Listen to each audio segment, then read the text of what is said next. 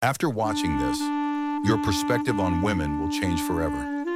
Most men have no idea what's really happening right now. The woman sitting across from you tonight, she isn't the same kind of woman your grandfather married. I'm not talking about fashion, trends, or technology. I'm talking about core behavior, expectations, and capability. The entire operating system has been rewritten. But men, most are still running compatibility mode from 1955, wondering why nothing feels right anymore. You're not crazy, you're just awake. Let me prove it with a simple test. Ask any modern woman under 40 to make a basic meal from scratch, without her phone. Not a gourmet feast, just chicken, rice, and vegetables. Watch what happens. Panic, excuses. I don't know how. That's not my thing. Now ask her what she expects from a man. 6 feet tall, 6 figures, emotionally available, confident, patient, successful, protective, romantic. The imbalance isn't subtle anymore. It's glaring, and it's everywhere. Social media has convinced average women they're royalty simply for existing. Not for being exceptional, not for contributing, just for showing up. They've been told they're the prize, not the partner. And this isn't about wanting women back in kitchens. It's about basic adult competence disappearing while expectations skyrocket. Our grandmothers built families, raised children, stretched every dollar, and turned almost nothing into something. Modern women? Many can't boil water, but expect you to be Gordon Ramsay, Warren Buffett, and a therapist in one body. A client of mine dated a woman like that. 2 years in, she couldn't cook, wouldn't clean, had no nurturing instinct, and contributed nothing financially. Yet she had a long list of emotional demands. She brought nothing to the table, except complaints about the table. When he pointed that out, she called him toxic, stuck in the past. And that's the new reality. A generation of women who believe their presence alone is enough contribution. Another client showed me his ex's dating profile. Her requirements: 6'2", earns 150K plus, owns property, no kids, loves travel. Her offerings: good vibes and sarcasm. She's 35 and dead, 2 kids from different fathers, and somehow she's the catch. This isn't confidence, it's programming, and it's broken. Men today are trapped in a paradox: raise your standards, and you'll rarely find someone who meets them. Lower them, and you'll end up parenting your partner. So men learn to adapt to survive, because modern relationships aren't peaceful anymore. They're emotionally volatile. Past generations understood that feelings weren't facts. Today, feelings are facts, and you're expected to treat every emotion like an emergency. You're not dating a partner anymore. You're managing a crisis. I watched a couple in a restaurant. She was angry because he was quiet. He was quiet because she was angry an hour earlier. She caused the storm, blamed him for the rain, and got furious when he noticed the weather. That's the new cycle. Chaos mistaken for passion. So what do men do? They lower expectations. No cooking, no contribution, no accountability. That way, when something good happens, it feels like a bonus. But here's the danger. When you expect nothing, you teach others that giving nothing is acceptable. One man did everything himself. Bills, chores, plans, everything. 5 years later, his wife couldn't function as an adult. He hadn't built a partner. He'd built a dependent. When he finally demanded change, she left, calling him controlling. That's what happens when accountability dies. Ask her to cook, sexist, ask her to clean.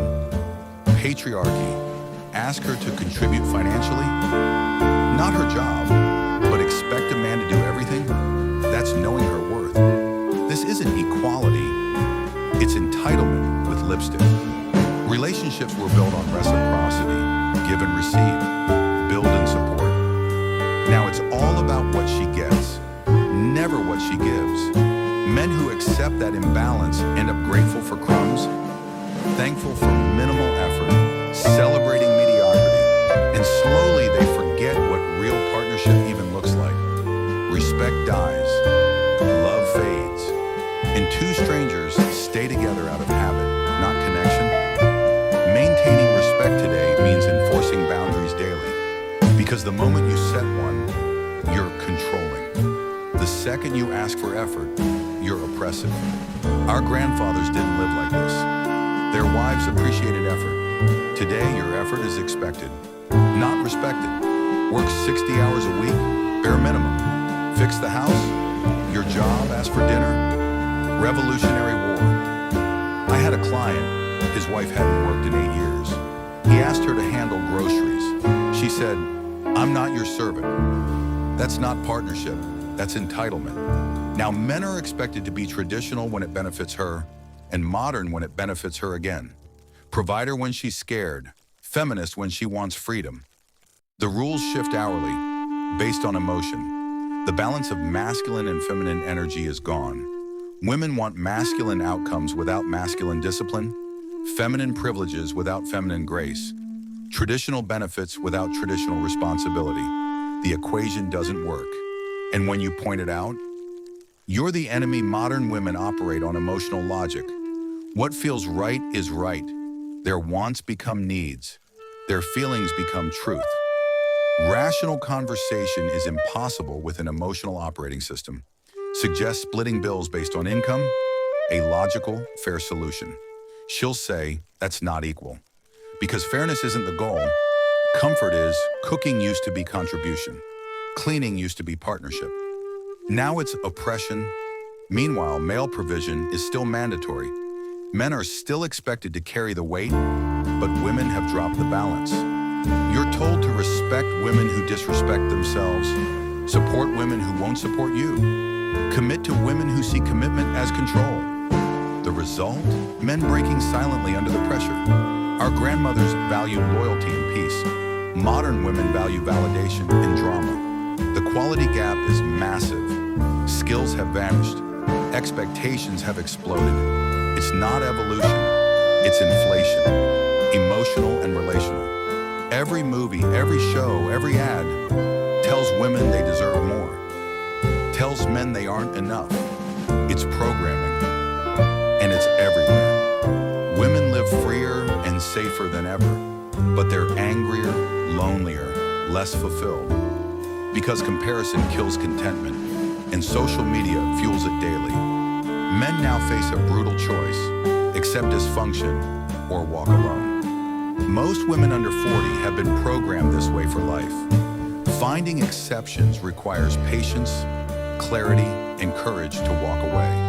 So men create strategic acceptance. Not ideal, but survivable. You stop expecting her to cook, but expect her to work. You stop expecting her to clean, but she pays her half. You match energy for energy. It's not romance, it's realism. Because the masculine burden has doubled. You're still the provider, protector, planner, problem solver, but now it's considered bare minimum. Meanwhile, her only role? Show up and don't be hostile. That's not partnership. That's parasitism. Men are suffering silently while being told they're privileged. Every man knows it. Few dare to say it. But truth doesn't stop existing because it's unpopular. Men are still drawn to femininity. Women are still drawn to strength, but women have been trained to want traditional men while refusing to be traditional women. One-way love, unconditional for her, conditional for you. Each generation, it gets worse. More entitlement, less effort, more demands, less discipline. The next generation will make this one look calm. They won't even pretend to want partnership, just attention and validation. They'll want providers. While refusing to nurture, they'll want protection. Without peace, they'll want love. Without labor. And the math still won't work. This didn't happen by accident. It was engineered. Feminism needs angry women. Consumer culture needs spending women. Social media needs comparing women. Every system profits when peace dies. A calm woman doesn't consume. A happy woman doesn't compare. So the programming continues, and men are left choosing between acceptance and standards. Accept too much. You're a doormat, demand too much. You're toxic. The balance? Knowing what's non-negotiable. Define your boundaries. Know your values. Recognize what's preference versus principle, because love isn't enough. Respect, reciprocity, and responsibility are. The masculine-feminine harmony still exists, just rarely. When you find a woman who respects masculine effort and returns feminine peace, it works, but they're rare. And the wise men find them early. The rest wander through chaos, hoping for peace and people programmed for conflict. Understand this. Some women can be deprogrammed through time, pain, and truth. Others are too far gone. Learn the difference early. If she doesn't respect you, nothing else matters. Respect is the foundation. Without it, love dies. And without love, you're just roommates sharing bills in silence. Choose carefully, test early, observe deeply, choose accordingly. Modern women aren't what they used to be, and that's not changing soon. The question isn't whether it's true, it's what you'll do about it. Lower your standards until you disappear. Keep them and stand alone. Or find the rare exception, the woman who still believes in partnership. Because your grandfather's marriage, it's extinct. You're shopping for loyalty in a marketplace that sells attention. Adapt, not in weakness, but in wisdom. Protect your peace. Defend your energy. Walk away from dysfunction. Fast. You can't win every battle, but you can stop losing yourself. Expect entitlement, expect demands, expect chaos. Then when you find peace, you'll recognize it instantly. You're not crazy. Your frustration is valid. Your clarity is power. The world won't thank you for seeing clearly, but your sanity will. Love today isn't about endurance. It's about boundaries. You can't fix what's broken by bleeding for it. You can't heal dysfunction by overgiving. Strength isn't silence, it's standards. Because the moment you trade your peace for acceptance, you lose both. So choose consciously. Choose strength. Choose peace. Because in the end, the truth might be uncomfortable, but living a lie is unbearable.